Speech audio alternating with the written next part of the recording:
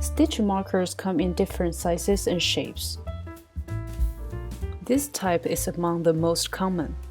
It looks just like a safety pin made with a different material. When I first started crocheting, I used safety pins a lot before purchasing any stitch markers.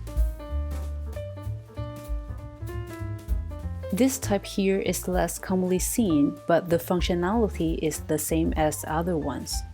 Whatever you use, stitch markers make it easier to see where to insert the hook and help to identify stitches. In this video, we use this type to demonstrate how to use a stitch marker. Usually, a stitch marker will be placed on the top of a stitch. It will be placed under the two loops of that stitch. As we can see, the two loops on the top look like a V shape.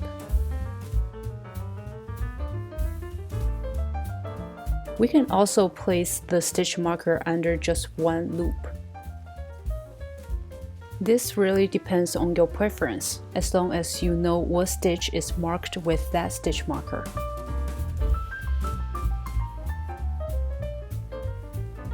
Then, lock the stitch marker.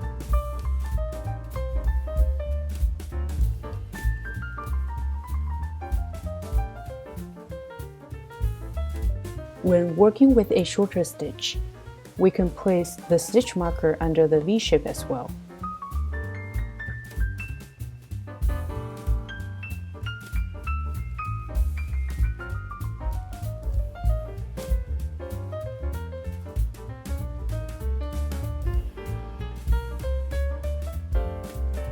Looking from the back, we can see a loop on the back, and the stitch marker is in between the V shape and the back loop.